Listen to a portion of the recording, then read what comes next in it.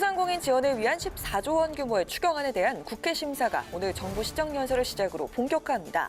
박병석 국회의장은 임시국회 개회사에서 나라와 국민을 먼저 생각하는 선국후당의 자세를 당부했습니다. 광주를 찾은 민주당 이재명 대선 후보는 5.18 정신의 헌법 명문화와 광주 군공항 이전을 공약했습니다. 국민의힘 윤석열 후보는 기존 청와대를 해체하고 집무실도 광화문 정부 서울청사에 두겠다고 밝혔습니다. 대선 후보 토론과 관련해 국민의힘은 31일 제3회 장소에서 양자토론을 갖자고 제안했고 민주당은 양자토론을 수용하겠다며 4자 토론에도 참여하라고 요구했습니다. 설 연휴를 즈음한 TV토론 성사 여부는 불투명하게 됐습니다. 대기자의 손으로 분석해보는 정가동향 목요정책클럽 기자 대기자. 오늘은 지지율 정체 속에 반성과 쇄신 그리고 네거티브 중단을 선언하고 나선 민주당 이재명 후보의 행보와 대선 관련 이슈를 짚어봅니다.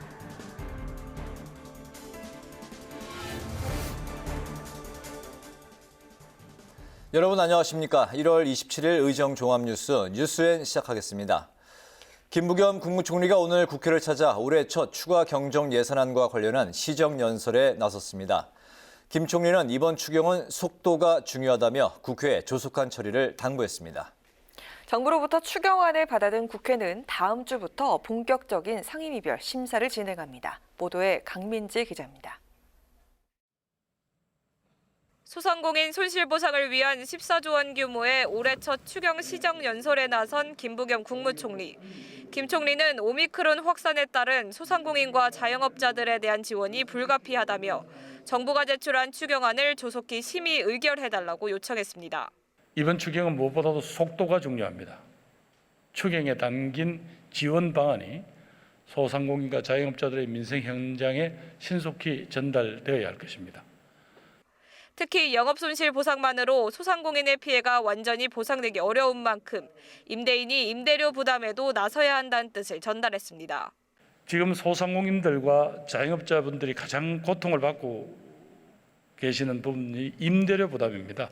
이분들의 고통을 조금이라도 더 덜어드리기 위해서는 임대인도 그 부담을 나누는 상생의 방안이 절실합니다. 정부가 제출한 추경안은 소상공인 방역지원금과 손실보상 소요에 11조 5천억 원이 편성됐으며 업체당 300만 원의 방역지원금도 추가 반영됐습니다. 국회는 시정연설을 기점으로 본격적인 추경안 심사에 들어갑니다. 상임위별 심사는 설 연휴가 끝나는 다음 달 3일부터 시작되고 7일부터는 예산결산특별위원회 심사가 진행됩니다. 하지만 특수고용 노동자 범위를 확대해야 한다며 35조 원 규모를 주장하는 여당과 방역지원금 1,000만 원 등 45조 원까지의 증액을 요구하는 국민의힘이 충돌하고 있는 상황. 여기에 더해 민주당은 국채를 우선 발행해 재원을 마련하자는 입장인 반면 국민의힘은 본예산 세출 구조 조정을 통해 조달해야 한다고 맞서고 있어 의견 조율이 쉽지는 않아 보입니다. 박병석 국회의장은 개회사를 통해 대선이 민생에 앞설 수 없다며 여야가 추경 등에 대해서 선국후당의 자세를 가져달라고 당부했습니다. 대통령 선거의 한복판에 선 지금 국회는 새로운 각오와 다짐을 해야 할 것입니다. 국회는 코로나 대책 등 민생 앞에는 한치의 흔들림도 한치의 치우침도 없어야 합니다. 박 의장은 또 새 정부가 제대로 일할 수 있도록 인사청문 제도를 개편하고 국민 통합을 위한 개헌 논의를 대선 직후 시작하자고 제안했습니다. 국회 방송 강민지입니다. 20대 대선 향배의 분수령이 될 설 연휴를 앞두고 여야 대선 주자들 민심을 잡기 위한 행보에 분주합니다. 이재명 더불어민주당 대선 후보는 민주당 텃밭인 광주로 향했고 윤석열 국민의힘 대선 후보는 청와대 쇄신안을 담은 정치 공약을 발표했습니다. 박지영 기자가 보도합니다. 이재명 더불어민주당 대선 후보가 설 연휴 직전 경기도 일정을 하루 줄이는 대신 광주로 향했습니다. 광주 공약도 내놨는데 지역 수건 사업인 광주 군공항 이전을 적극 지원하고 광주를 인공지능 특화 기업 도시로 만들겠다는 등의 내용입니다. 5.18 민주화운동 정신을 헌법 전문에 명문화하겠다고도 약속했습니다. 5.18 민주화운동 정신을 헌법 전문에 담아서 누구도 훼손하거나 부정할 수 없는 대한민국의 위대한 역사로 자리매김하겠습니다. 광주 화정 아이파크 붕괴 사고 현장도 찾아 피해자, 실종자 가족과 면담도 가졌습니다. 이 후보는 중대 재해 사고를 반복해 일으키는 기업은 건설 면허를 취소하는 것이 마땅하다면서 중대 재해를 방치하거나 책임이 있는 경우 이익을 보는 경영주에게 엄정하게 책임을 물어야 한다고 강조했습니다. 이어서 저녁에는 5.18 당시 시위 군중들의 집결지였던 충장로 우체국에서 이 후보와 이낙연 전 대표가 함께 광주 시민들과 소통하는 원팀 행보도 펼칩니다. 윤석열 국민의힘 대선 후보는 자신이 대통령이 되면 청와대 전체를 국민께 돌려드리겠다고 약속했습니다. 대통령실은 광화문 정부 서울청사에 구축하고 이전 시점은 임기 첫날로 잡았습니다.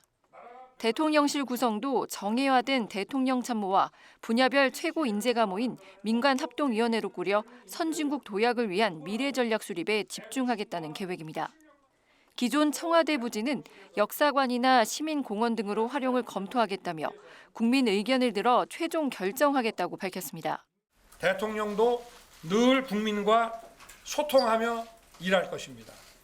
다음 정부는 임기 첫날부터 새로운 공간에서 새로운 방식으로 국정을 시작할 것입니다.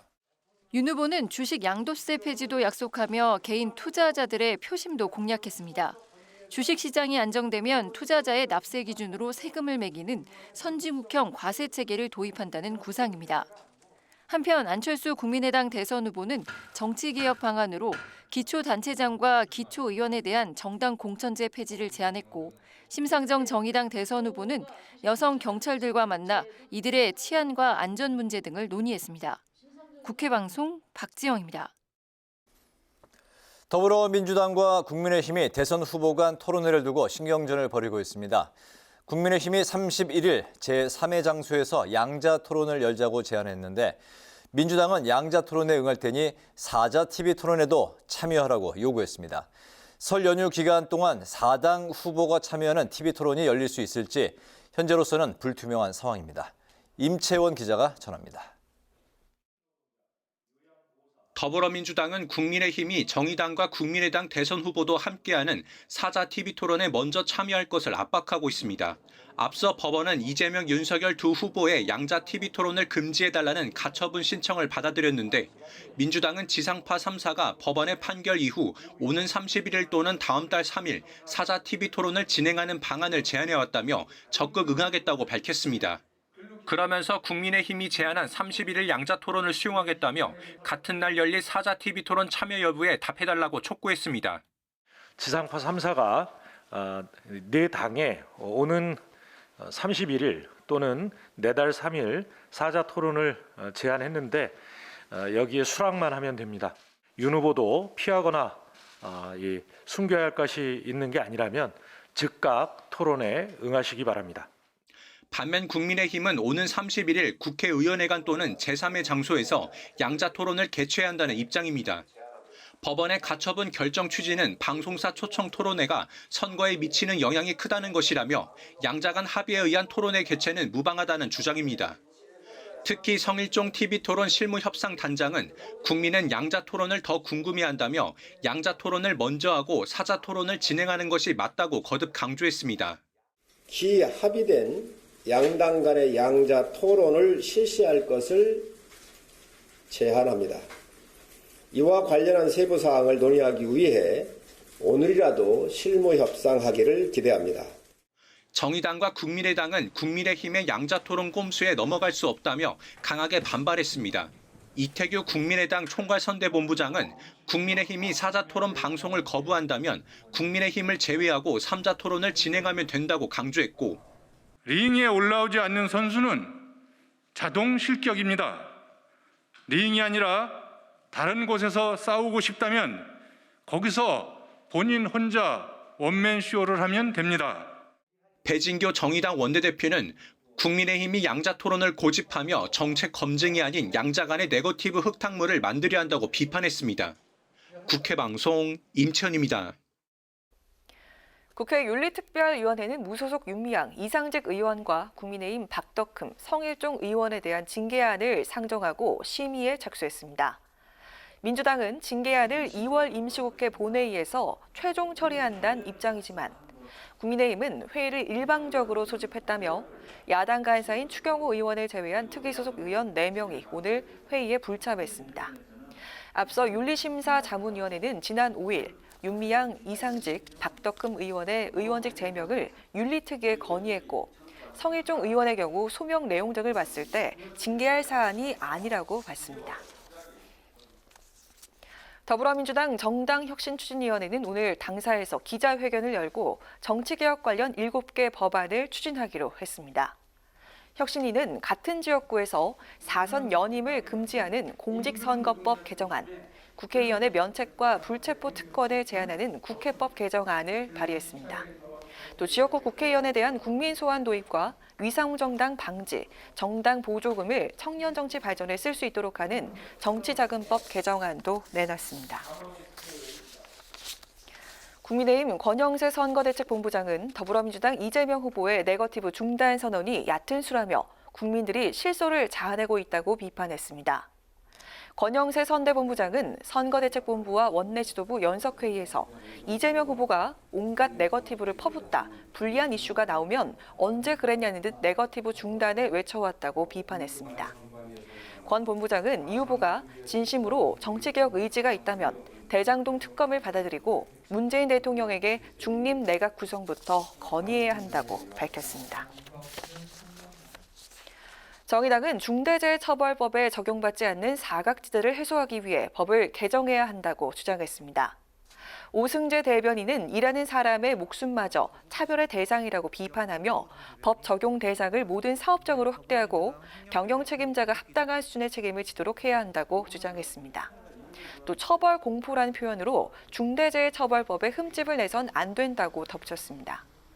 안전관리에 소홀한 사업주에 대해 책임을 묻는 중대재해처벌법은 오늘부터 시행됐는데 5인 미만 사업장은 적용이 제외되고 50인 미만 사업장은 내후년부터 적용됩니다. 박병석 국회의장이 오늘 전국 이주여성쉼터협의회와 전국지역 아동센터협의회, 소상공인연합회 등 6개 단체 대표에게 국회 코로나19 의원금을 전달했습니다. 박 의장은 크지 않은 액수지만 어려운 시간을 보내고 있는 취약계층과 소상공인 그리고 헌신적 노력을 해주는 의료진들에게 감사의 표시를 전하기 위해 국회의원들이 뜻을 함께했다고 밝혔습니다. 이번 국회 코로나19 의원금은 지난해 2월 박 의장이 여야 원내대표회동에서 2021년 국회의원 수당 인상분 모금을 결정한 데 따른 것으로 지난 1년 동안 모두 2억 7,255만 원이 모였습니다.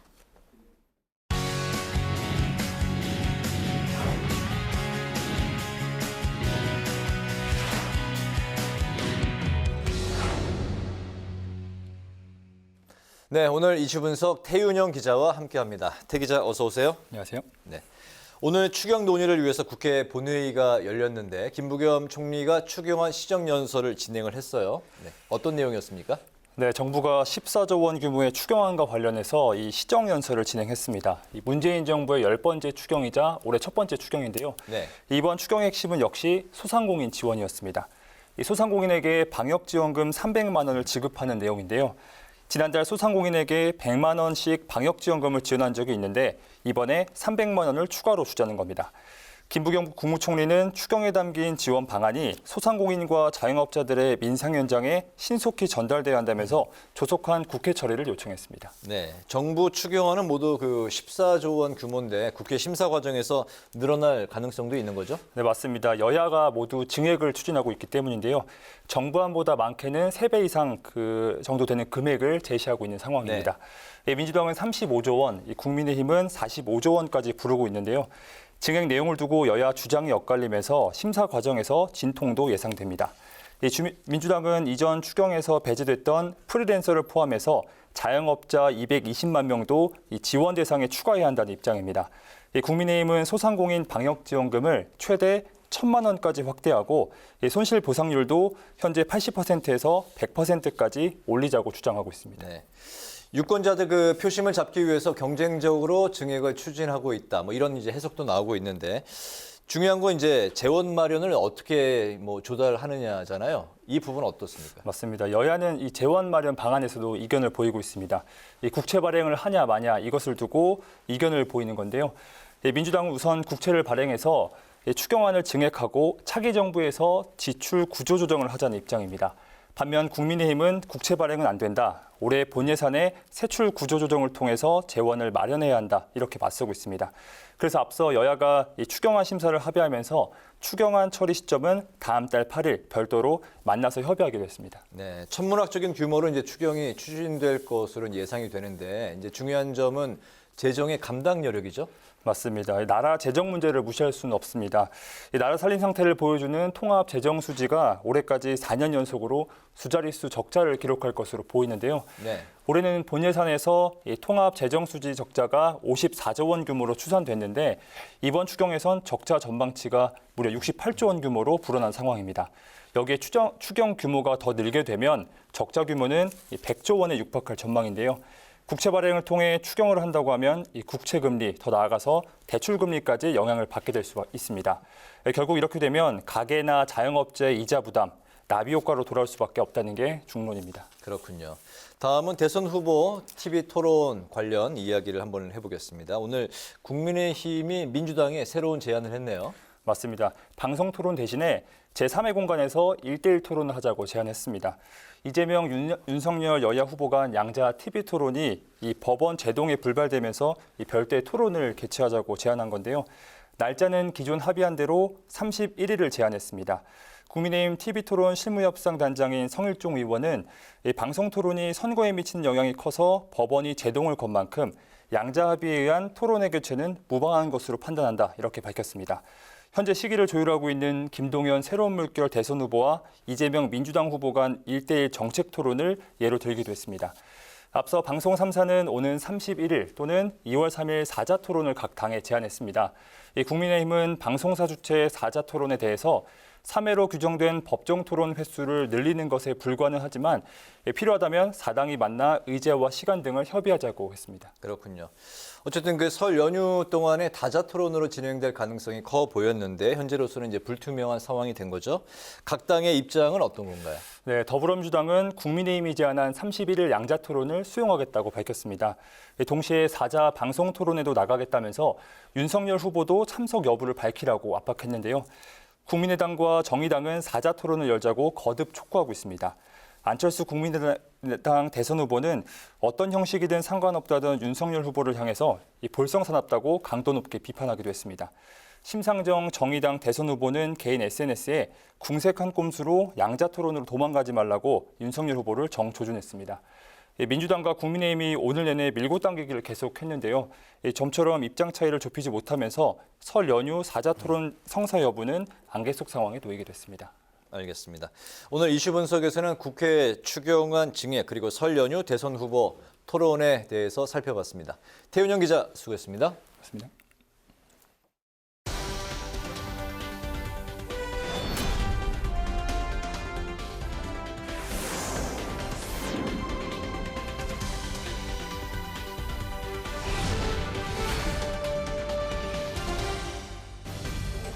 강하랑의 정치톡 시간입니다. 1월 27일 사람들의 시선을 끈 정치 뉴스 만나보시죠. 오늘의 첫 번째 정치톡은 낙선 경험자의 조언입니다.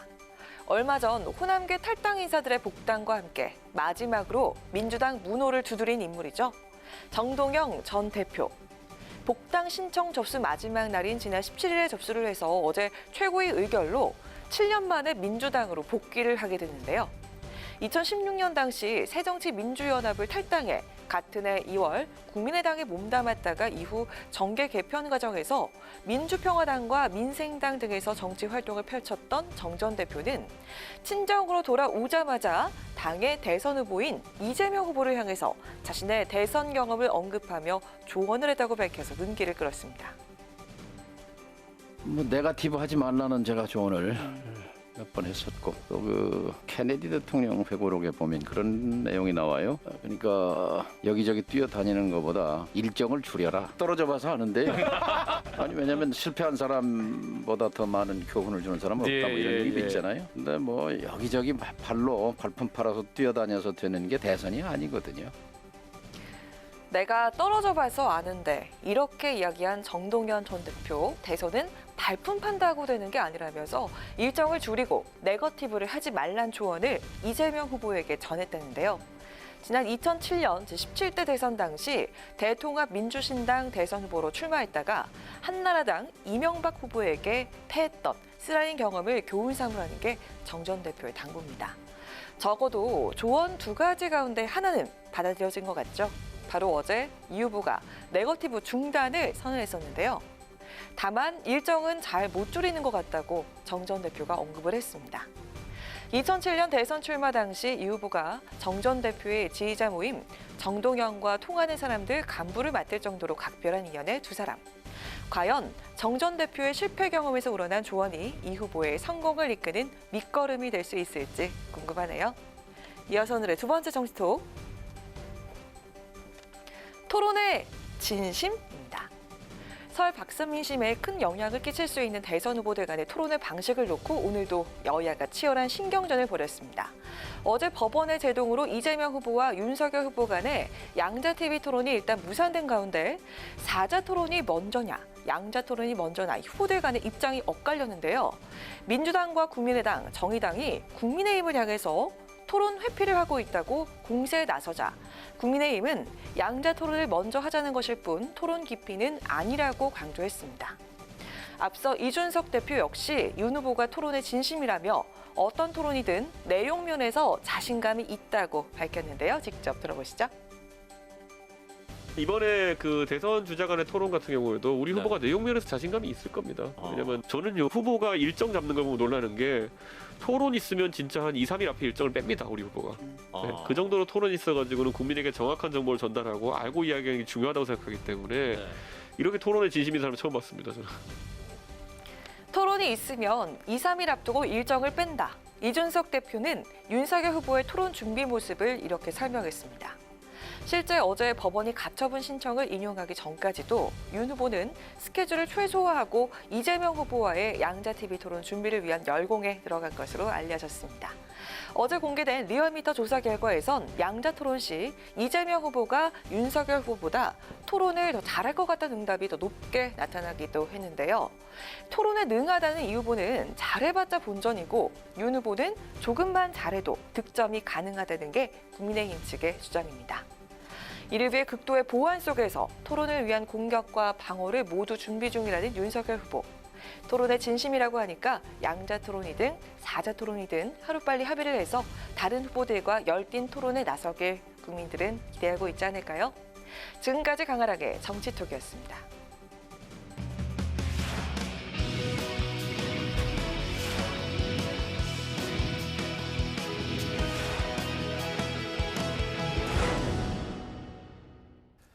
네, 정치권 동향을 대기자의 시선으로 짚어보는 목요 정치클럽 기자 대기자 시간입니다. 오늘도 성환영 한겨레신문 선임기자, 최병묵 전 TV조선 해설위원 두 분과 함께하겠습니다. 두 분 어서 오십시오. 반갑습니다. 안녕하세요. 네.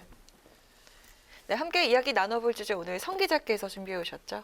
12월 말 그리고 1월 초에는 이재명 후보가 앞선 여론조사 결과가 많았는데요.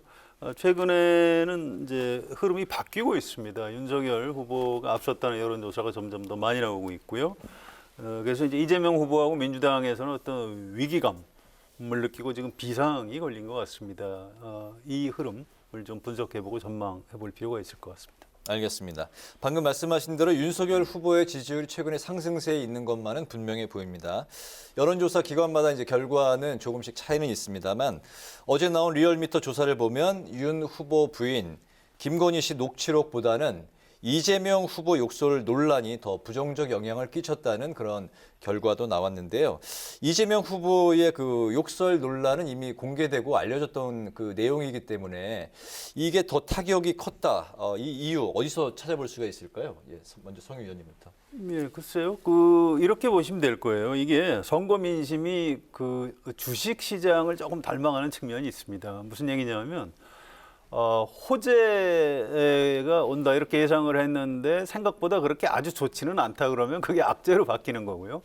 또 악재가 터질 것이다 이렇게 예고가 됐는데 생각보다 별로 악재가 아니라 그러면 오히려 호재로 작용하는 그런 측면이 있습니다. 김건희 씨 녹취록 엄청난 게 있을 것처럼 예고 방송이 있었는데 막상 들어보니까 별거 없거든요. 그러니까 별거 아니네. 그래서 오히려 역풍이 부는 이제 그런 현상이 있는 겁니다. 그리고 이재명 후보 욕설은 이건 약간 좀 설명이 필요해요. 이걸 이재명 후보에 대해서 좀 좋지 않게 생각하는 사람들이 그냥 답변을 이렇게 하는 겁니다. 이게 새로 이렇게 영향을 미치는 건 아니고요. 다만 이재명 후보가 이제 여당 후보로서 내가 윤석열 후보보다는 인물면에서 앞선다. 내가 정책도 이렇게 좋은 게 있다. 이런 얘기를 하고 있는데 야당에서 이제 욕설을 막 이제 틀고 이렇게 되면서 그런 이재명 후보의 어떤 그 진화, 변신 이런 시도에 제동이 걸리는 효과가 있는 거죠.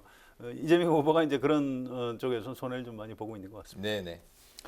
제가 보기에는 우선 이재명 후보의 욕설 파일이라고 하는 것은 본인의 문제입니다. 그렇죠? 그리고 윤석열 후보 부인은 윤석열 후보의 문제는 아니란 말이죠. 기본적으로 네. 후보 부인의 문제죠. 그 점에 있어서 유권자가 이제 대하는 태도가 굉장히 많이 차이가 있을 것으로 보고, 그다음에 그동안에 이제 인터넷 공간이나 이런 데 돌아다녔던 이재명 후보 욕설 파일이 4개였어요. 4개. 근데 장영하 변호사가 새로 공개한 거는 또 거기에 34개가 더해졌단 말이죠.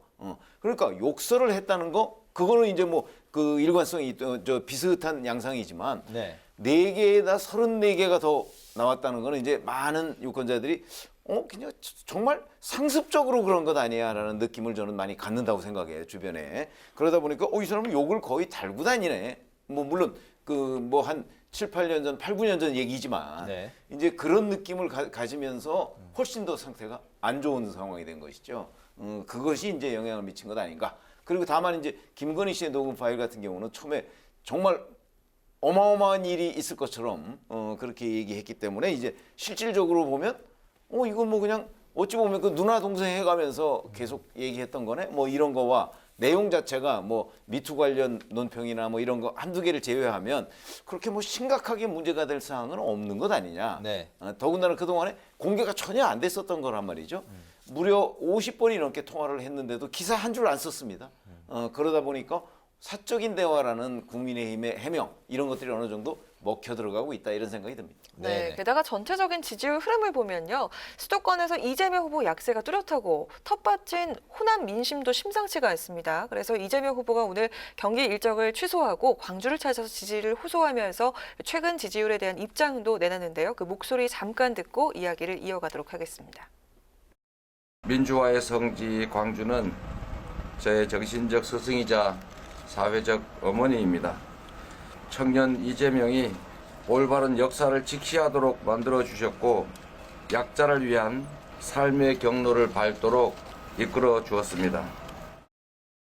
지지율 얘기를 하는 게 참 무방하지요. 변동도 많고 바람 같은 것이어서 이쪽에서 불다가 저쪽에서 불다 하는 게 그 여론조사 지지율이 아닌가 싶어서 연연하지 않으려고 정말 노력합니다. 네, 이재명 후보가 연일 수도권과 그리고 호남 민심을 공략하는 데 집중하고 있는 모습인데요. 그럼에도 최근 호남에서의 윤석열 후보 지지율이 20%대까지 올라오지 않았습니까? 이 후보에 대한 수도권과 호남의 민심 위반, 기자들이 분석하실 땐 어떻게 보십니까? 그런데 이제 윤석열 후보가 지금 일부 여론조사에서 호남에서 이제 저렇게 선전하고 있다 이렇게 평가를 받고 있지만 실제 지금 현재 여론조사에서 나타나는 흐름과 아마 3월 9일 날 실제 투표 결과로서 나타나는 건 조금 다를 가능성이 있죠. 그때는 이제 중도층이나 이런 사람 없이 정말 표로서 다 드러날 테니까 그런 점에서 본다면 지금 몇 퍼센트를 그 호남 지역에서 얻고 있다 이런 거는 제가 보기에도 별 의미가 없어 보입니다. 왜 그러냐면 전국적으로 보면 어차피 지금 윤석열 후보의 상승세니까 그리고 이재명 후보의 하락세가 있단 말이죠. 그러니까 호남도 거기에서 예외가 될 수는 없다. 그러나 이 흐름이 언제 또 바뀔지는 우리가 단정적으로 얘기할 수가 없잖아요. 그러다 보니까 지금 일시적인 현상일 가능성도 있다고 봅니다. 네. 그러나 이제 수도권에서 이제 이재명 후보가 하락세를 보이고 있다. 특히 서울에서 이런 부분은 이제 서울의 부동산 정책이나 이런 것과 관련한 민심 위반은 전혀 개선이 되지 않았거든요. 아마 그런 점이 이제 이재명 후보한테 굉장히 부담은 되겠으나 이게 또 진짜 이재명 후보 말대로 바람이 언제 어떻게 불지 그건 지금 아무도 예상할 수가 없다. 이렇게 말씀을 드리겠습니다. 네. 네, 뭐 수도권 얘기부터 해볼까요? 서울에서 모든 여론조사에서 이재명 후보가 밀리는 건 사실입니다. 그런데 여론조사마다 좀 달라요. 인천, 경기는 이재명 후보가 앞선 조사가 또 많이 있습니다. 그래서 수도권이라고 해도 서울하고 경기, 인천은 좀 차이가 난다. 이걸 좀 봐야 될 것 같고요. 서울 민심이 왜 이재명 후보한테 안 좋으냐? 역시 그 이제 부동산 민심이라고밖에 해석할 수가 없습니다. 네. 호남은 좀 다른 것 같아요. 글쎄 호남에서 윤석열 후보 20%면 적은 거 아닌가요? 그걸 왜 많다고 인식하는지 좀 굉장히 비상식적인 기준입니다. 그러니까 물론 과거에 김대중 대통령에 대해서는 호남에서 거의 뭐 일체감을 가지고 있었고요. 1980년 광주 5.18 이런 것 때문에. 나중에 이제 노무현, 문재인 후보에 대해서도 어떤 호남이 미는 영남 후보, 또 호남이 가지고 있는 어떤 민주화 세력에 대한 뭐 이런 상징성 이런 것 때문에 노무현, 문재인 후보를 압도적으로 지지했고, 또 이제 그 두 분이 좀 호남 시각으로 보면 굉장히 매력이 있는 그런 후보입니다. 그래서 네. 이제 압도적인 지지를 했는데, 사실은 이재명 후보는 그런 면에서 좀 떨어져요. 이제 호남 유권자들 하는 얘기입니다. 그래서 우리가 왜 이재명 후보까지 압도적으로 밀어줘야 되느냐, 이제 이런 호남 민심에 좀 어떤 그 술렁거림이 좀 있다고 합니다. 네네. 물론 실제 3월 9일 대선에서 득표율이 얼마나 나올지는 아까 최 의원 말씀하신 대로 좀 지켜봐야 될 문제입니다. 이게 왜냐하면 윤석열 후보를 또 너무 싫어해요. 그래서 호남에서 이제 이재명을 안 찍으면 정권이 윤석열 국민의힘으로 넘어가는 것 아니야? 이제 이런 바람 같은 것들이 막판에 불 가능성은 좀 있는 것 같습니다. 이재명 후보를 그렇게 좋아하지는 않지만 또 상대적으로 윤석열 후보를 너무 싫어하는 게 그렇습니다. 현재 호남의 네, 민심이라는 그런 것들이 이제 표심에 영향을 미치는 거죠. 네, 또 연령별 지지율 추이를 보면요. 20, 30대 그리고 60대 이상에서 윤석열 후보 우세 그리고 이재명 후보 열세가 아주 뚜렷한데요. 국민의힘 이준석 대표가 내세웠던 거 있죠. 세대포 이론, 이게 먹혀 들어가고 있다고 봐도 될까요? 그러니까 연말 연시에 사실 윤석열 후보가 지지율 하락을 겪었을 때 그때도 60대 이상은 여전히 공고했어요. 네. 근데 20, 30대에서 많이 빠졌단 말이죠. 그러다 보니까 이제 20, 30대 빠진 이유가 이준석 대표와의 갈등 때문이냐, 아니면 윤석열 후보에 대한 매력 뭐 이런 거를 20, 30대가 철회했기 때문이냐, 이걸 가지고도 좀 논란이 있었어요. 저는 근데 그 최근에 20, 30대가 이제 다시 돌아오고 있다 이런 얘기를 하는데, 그건 역시 그 이준석 대표와의 갈등이 잠잠해지면서 이 선대위가 안정화 국면을 갖단 말이죠. 그게 사실은 가장 크다. 그러면 왜 30, 40대는 안 돌아오느냐? 40대와 50대는 거기에 대해서는 이제 문재인 대통령에 대한 지지가 워낙 강한 그 연령대이기 때문에, 그래서 이제 윤석열 후보에 대한 관심이 상대적으로 적다. 이렇게 본다면, 지금 세대포 이론 얘기를 하셨는데 그거는 이제 당초에 이준석 대표가 목표로 했던 바 아니겠습니까? 저는 뭐 글쎄 세대포 이론이 과연 가능할까? 저는 결국 그 굉장히 부정적으로 보고요. 원래부터 40대와 50대는 지금 문재인 대통령 지지세가 강했던 곳이고, 20대, 그다음에 60대 이상은 원래부터 국민의힘 지지가 강했던 곳인데, 20, 30대는 원래 좀 윤석열 후보의 지지가 빠졌다가 지금 회복하는 국면. 그냥 그런 정도로 따로따로 봐야 되는 것 아닌가. 네. 세대가 어느 세대가 어느 세대를 포위했다? 그런 표현은 좀 적절하지 않은 것 같습니다. 네, 강 기자님. 그래서 뭐 세대 포위론이라는 게 뭐 선거 전략으로서 일리는 있죠. 20대 유권자들이 좀 보수 성향이니까 그쪽을 잘 설득해서 40, 50대를 좀 소수 세력으로 만들자 뭐 이런 거니까 좀 먹히는 측면이 있습니다. 그런데 20, 30대가 그러면 실제로 보수 성향이냐? 그렇지는 않은 것 같아요. 윤석열 후보나 국민의힘을 확고하게 지지하냐? 그것도 아닌 것 같아요. 왜냐하면 여론조사를 봐도 여론조사에 응답을 하면서도 지지 후보 없다, 잘 모르겠다 이런 태도 유보층이 20대는 30%가 넘습니다. 이재명 윤석열 후보보다 더 그쪽이 더 많아요. 30대도 25% 정도가 태도 유보층입니다. 그래서 20, 30대는 여전히 부동층이다. 여전히 움직이고 있다.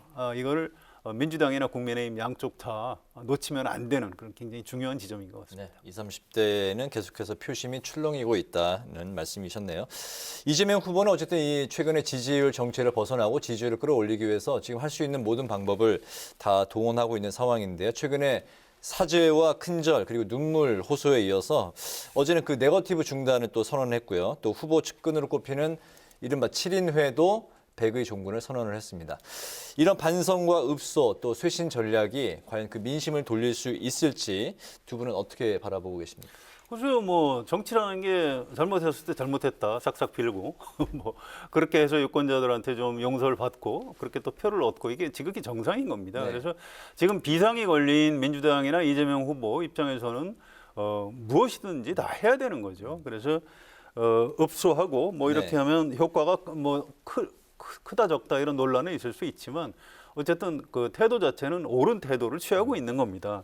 또 7인회, 백의 정군 선언 이런 것도 이재명이라는 사람이 대통령이 되면 새로 무슨 측근을 만들지는 않겠구나. 이제 이런 메시지를 주는 효과가 있습니다. 그래서 그런 면은 이제 평가를 해야 되는 것 같고요.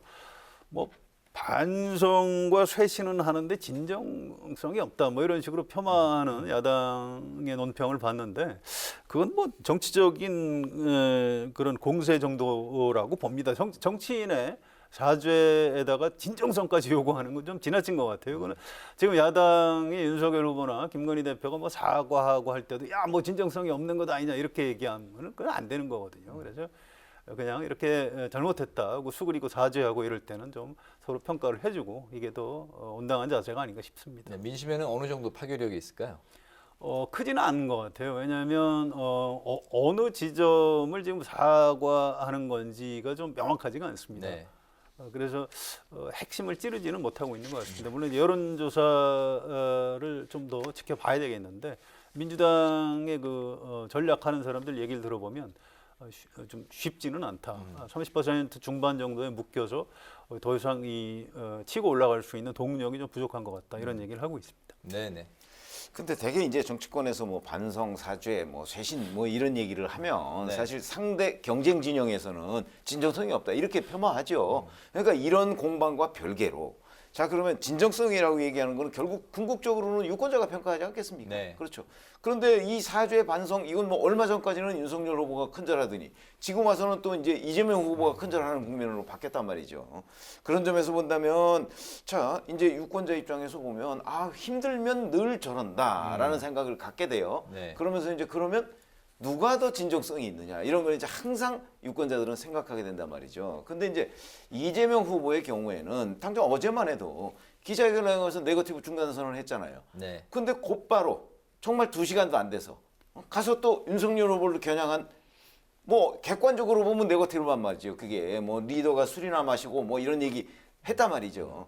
그러면 그걸 이제 두 장면을 다 본 유권자들은 아니 네거티브 하지 말자고 하면서 정말 2시간도 안 돼서 가서 본인이 직접 저런 얘기를 할 수가 있는가? 뭐 이런 의문을 제기할 거라고 봐요. 네.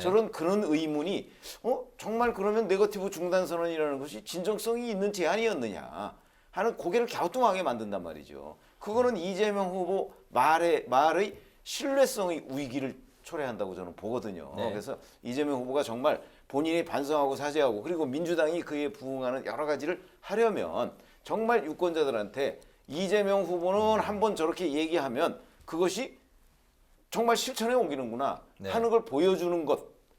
저는 거기에 시간도 좀 필요해요. 그런 것들이 선행이 돼야 되는데 그런 점에서 저는 이재명 후보가 위기를 겪고 있다 이렇게 생각합니다. 그렇군요. 민주당에서 또 추가로 쇄신 카드를 꺼냈죠. 송영길 대표가 총선 불출마를 선언을 했고 또 종로 등 3곳에 무공천을 이제 선언을 했는데 정작 그 86세대 의원들은 이제 관망하는 분위기입니다. 응답 없는 86 용태론 민주당 안의 그 분위기를 두 분은 어떻게 바라보고 계신지 듣겠습니다. 먼저 최 의원님. 이런 것이죠. 이제 뭐 송영길 대표가 총선 불출마 얘기를 하고 그다음에 이제 무공천 선언을 하면서 이제 586의 일종의 대표격으로 자 내가 먼저 뭐 살찐성인의 자세를 보이겠다. 뭐 이런 네. 거 아니겠습니까? 거기까지는 좋았는데 자 그러면 이제 586 그러면 송영길 대표가 왜 586의 대표로서 저런 용태를 표시했겠어요. 그거는 결국은 정권 교체론에 대한 그 여론이 굉장하잖아요. 이걸 좀 완화시켜보자 이런 얘기인데 그러면 이제 문재인 정부의 주축이 586세대란 말이죠. 그러니까 이재명 후보로서는 정치 교체 얘기도 했어요. 그러니까 문재인 정부의 주축 세력을 친 이재명계로 바꾸겠다는 뜻 아니겠습니까? 그러면 이제 문재인 대통령 정부에서 정말 그 주요 힘을 좀 쓰던 권력이 있던 사람들 그게 이제 뭐 언론에서는 몇몇 그 지목을 하잖아요. 이 사람들은 아니 내가 왜 이재명 후보 지지율이 정체 상태인데 거기에 희생양이 돼야 하느냐. 아마 이런 생각들을 지금 하고 있을 거예요. 그래서 지금 2단계는 그 지목받은 그 사람들이 아마 숨죽이고 지켜보고 있는 단계가 아닐까. 그러면서 사실은 굉장히 불만이 쌓여있을 거예요. 그러니까 지금 아무도 그 후속타가 없잖아요. 그러니까 이거는 누군가가 아마 지목해서 다음은 당신이 좀 용퇴를 하시오라고 만약에 친 이재명계에서 얘기했을 때 그때는 갈등이 생길 가능성이 굉장히 높다. 저는 그렇게 봅니다. 그러니까 지금 특별히 누구를 지목하지 않으면 아마 계속 숨죽이고 가만히 관망하는 상태가 계속될 것이다 이렇게 봅니다. 오늘 그 민주당 그 이상민 의원이 이제 라디오에 출연을 해서 처방이 잘못됐다고 이제 이런 취지의 또 언급도 했더라고요. 그러니까 송영길 대표 본인은 국회의원 5번 했고요, 인천시장 했고, 당 대표, 정치인이 돼서 할 만한 거 다 했어요. 네. 그 다음 총선 안 나오겠다 해도 뭐 그런 거 없다 이제 그런 겁니다. 그리고 종로하고 뭐 한 3군데 민주당 때문에 벌어지는 보궐선거기 때문에 우리 공천을 안 하겠습니다. 아니 뭐 책임 정치 차원에서 당연한 거예요. 근데 86세대 용태로는 누가 지금 얘기한 게 없습니다. 그건 약간 유령 같은 얘기예요. 언론에서 좀 만든 측면도 있고요. 이 세대에 대해서 얘기할 때 참 조심을 해야 됩니다. 지금 아주 쉽게 말씀드리면 86세대라는 게 이제 50대인데 어느 사회든 50대가 어느 조직의 리더가 될 가능성이 높은 겁니다. 민간도 마찬가지고 공무원들도 마찬가지죠. 물론 젊은 장관도 있을 수는 있습니다만 어느 나라든 대략 한 50대 정도가 평균 나이 정도가 되는 겁니다. 장관이 됐든 청와대 주요 참모가 됐든. 지금 국민의힘 국회의원 중에 어느 세대가 제일 많을 것 같습니까? 86세대가 제일 많아요. 네. 그 세대가 다 나가야 됩니까? 이건 말이 안 되는 얘기입니다. 그게 아니고 86 용태론의 핵심은 뭐냐면 일종의 이념 공세입니다. 아주 우리 사회에 오래된 민주화 운동을 했던 사람들하고 또 이제 과거에 이제 군부 독재 쪽에 좀 협조했던 이 세력, 물론 이제 좀 더 폭넓게 긍정적으로 명분을 잡으면 뭐 산업화 세력이라고 할 수 있습니다. 여기서 이제 운동권, 민주화 운동을 했던 사람들, 학생 운동 좀 젊을 때 했다고 그걸 가지고 평생 좀 잘 나가려고 해서는 안 된다에 대한 이제 공격을 하는 거고 뭐 타당한 측면도 있어요. 그런데 이게 이제 일종의 이념 공세인 거예요. 야, 너희는 종북 아니냐? 왜 미국 싫어하고 중국을 좋아하느냐? 그러니까 송영길 대표 당신뿐만 아니고 86세대 학생 운동했던 사람들은 다 나가라. 근데 사실은 실체가 없는 게 86세대 운동권 출신들은 이미 다 나갔습니다. 지금 남아 있는 사람은 우상호, 뭐 이인영 정도인데 이인영은 지금 통일부 장관 가 있고요. 우상호 의원은 이미 불출마 선언을 했어요. 네. 그러면 86세대를 다 그만두라고 요구하는 것은 굉장히 좀 무리한 요구입니다. 그래서 이 세대에 대해서 얘기를 할 때는 우리가 좀 정치적으로 함의를 좀 따져가면서 좀 조심할 필요가 있다. 여기까지만 말씀드리겠습니다. 네.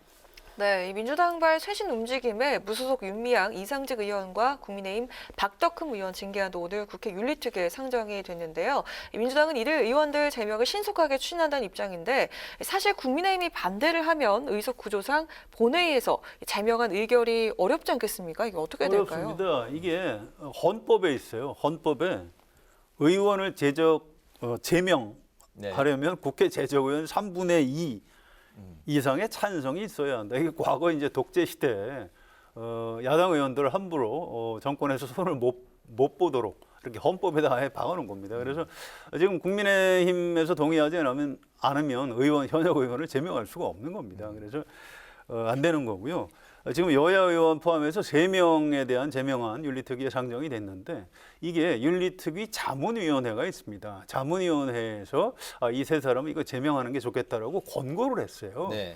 그걸 가지고 민주당이 받아들인 겁니다. 우리 의원이 2명이나 있고 하니 원칙대로 처리하자 이제 이런 건데 지금 야당 입장에서는 이걸 받아들일 수가 없어요. 그렇지 않아도 의원 숫자가 태부적인데 한 사람이 이제 아쉬운 거죠. 또 어떤 논란이 있을 때 정당이라는 게 우리 의원을 우리가 이렇게 지켜준다 이제 이런 메시지를 줄 필요가 있죠. 안 그러면 그 당 소속 국회의원들이 그 정당 지도부에 충성을 하겠습니까? 그래서 지금 어차피 윤리특위에 상정은 됐지만 소위원회 구성을 해서도 정밀심사로 넘어갈 겁니다. 과거에도 자문위원회에서 제명 권고를 했지만 실제 제명까지 간 경우는 거의 없다고 보시면 됩니다. 이번도 네네. 마찬가지로 예상이 됩니다. 네. 그러나 기본적으로는 이제 뭐 제명 이렇게 이제 권고를 하고 그 송영길 대표가 제명하겠다 이렇게 얘기를 했지 않습니까? 네. 추진하겠다고. 근데 문제는 그게 전부 다 그럼 세 명이 다 똑같은 기준이냐? 이제 이런 걸 놓고서는 논란이 있을 수가 있어요. 왜냐하면 잘 아시지만 윤미향 의원이나 이상직 의원 같은 경우는 기소가 됐어요. 기소가 돼서 지금 재판을 받고 있지 않습니까? 박덕흠 의원은 기소가 안 됐어요, 일단. 그러니까 만약에 똑같은 잣대로 한다면 그럼 기준이 뭐냐? 기소된 사람이냐 아니면 그냥 논란이 된 사람이냐? 네. 뭐 이런 거 정도라고요. 아니면 윤리위원회에서 뭐 이 사람은 제명해야 됩니다라는 권고가 먼저냐? 뭐 이런 부분이 있을 수 있는데 그 기준에 따라서 저는 그 이 세 사람을 같이 놓고 취급할 건 아니라고 봅니다. 그런 점에서 아마 국민의힘으로서는 자 그러면 기소를 기준으로 하든가 아니면 뭐 다른 어떤 기준으로 해서 다시 한번 나누자 이럴 가능성이 저는 있다는 거죠. 그런 점으로 따지면 아마 민주당 같은 경우는 윤미향 의원이나 이상직 의원 같은 경우는 뭐 기소가 되고 이상직 의원 같은 경우는 지금 뭐 그 형이 확정됐죠 아마 그 정도가 됐으면 자 그러면 일단 우리 진영에 있는 사람은 확실하게 우리가 먼저 처리를 하겠다라고 하면 국민의힘은 박덕흠 의원은 설령 기소는 안 됐더라도 네. 상당한 압박을 느낄 텐데 근데 지금 그 송영길 대표가 미리 이 세 사람을 그냥 다 같은 기준으로 처리하겠다고 얘기를 해버렸거든요. 아마 그 점에 있어서 국민의힘은 약간 이견을 가지고 있을 것으로 보입니다. 네네. 제명의 기준이 일정치가 않다. 네. 네, 알겠습니다. 이번 대선의 향배를 가를 이제 분수령으로 설 민심이 현재 또 꼽히고 있는데요. 어쨌든 설 연휴 동안에 추진이 됐던 양자 TV 토론이 방송금지 가처분 신청을 인용을 하면서 지금 이제 물 건너간 상황이고 대신 국민의힘이 오늘 민주당에 방송사 말고 국회나 제3의 장소에서 양자 토론을 민주당에 제안한 상황이고 민주당은 양자 토론할 수 있지만 그 전에 먼저 사자 토론이 선행이다 이런 입장입니다. 그렇다면 이제 윤 후보만 빠진 3자 토론 설 연휴에 TV 토론으로 열릴 가능성이 있는지 두 분은 어떻게 보십니까? 먼저 최 의원님. 아니 기본적으로 만약에 윤석열 후보가 빠진 토론회다 그러면 그 토론회가 뭐 제대로 그 유권자들의 관심을 가질까요? 저는 그렇지 않다고 생각합니다. 그렇기 때문에 이거는 양자 토론이냐 사자 토론이냐 지금 어차피 사실 최초에 30일이나 31일에 양자 토론을 하려고 했던 거 아니에요? 지상파 3사가. 네. 그렇게 된다면 이 날짜에 시간을 비워놨을 거란 말이죠. 그러니까 그 비워놓은 시간에 그 양자 토론을 어디 제3의 장소에서 하고 방송사가 중계하는 형식으로는 가능하지 않겠느냐. 지금 이제 국민의힘 제안이 그건데. 그리고 이제 뭐 사자 토론을 또 이제 민주당에서 지금 제안을 하고 있는데 제가 보기엔 그러니까 뭐 편법 뭐 이런 거 말고 그냥 양쪽이 아직 시간이 있지 않습니까? 합의해서 어떤 거 하나를 먼저 했으면 좋겠어요. 뭐 서로 한다는 입장이니까. 네네. 어느 한쪽이 기피하는 건 아니지 않습니까? 그러니까 하여튼 빨리 내일이라도 합의를 했으면 좋겠다 이런 말씀을 드립니다. 네네. 이 국민의힘에서 브리핑을 하면서 설명을 어떻게 하냐면 사자 토론은 정관위에서 주최하는 세 차례면 사실 충분하다. 그러니까 양자 토론을 해야 된다. 이제 이런 얘기를 하고 있는 겁니다. 이게 이제 왜 이러는지 모르겠어요. 아니 법원에서도 그렇게 하지 말라고 그런 건데 상식적으로 지금 사자 토론만 정관위 토론 3번 말고 방송사에서 하는 거 한 서너 번 해서 6, 7번을 해야 국민의 알 권리를 겨우 충족할 수 있는 겁니다. 이게 지금 안철수 후보를 좀 고사시키기 위해서 자꾸 이제 양자 토론을 주장을 하는 것 같은데 이 요새 좀 여론조사에서 잘 나간다고 벌써 이 정권 잡은 것처럼 아주 오만한 태도를 보이는 것 같아서 아주 그 눈살이 굉장히 찌푸려집니다. 네. 근데 양자 토론은 TV에서 이제 중계를 하지 않으면 유권자들은 뭐 국회나 제3의 장소에서 이제 벌어질 경우 어떻게 시청을 할 수가 있는 건가요? 지금 국민의힘이 주장하는 건 어떤 건가요? 아니 국민의힘은 그럴 경우에 이제 언론사나 유튜브나 뭐 이런 데에서 네. 그걸 중계 방송할 거라는 거죠. 네네, 그런 그러니까 방식으로. 특별히 자기네들이 요구하지 않아도. 네네. 그리고 아마 자체적으로도 또 중계 방송할 수가 있잖아요. 일반 요새는 유권자들 이제 국민이 시청할 수 있는 방법은 있을 시청할 것이다. 수 있는 방법은 뭐 유튜브나 아니면 실제 양자 토론이 성사가 되잖아요. 그렇게 되면 그게 첫 번째 아닙니까? 지금 이재명 후보와 윤석열 후보 간의 양자 토론.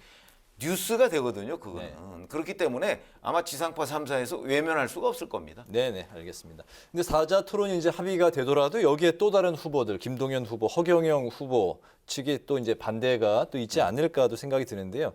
이제 허경영 후보 같은 경우는 심상정 후보를 제치고 5%대 또 이제 여론조사 지지를 받은 그런 이제 조사 결과도 있었지 않습니까? 뭐 거기 그 부분은 또 두 분 생각이 어떠신가요?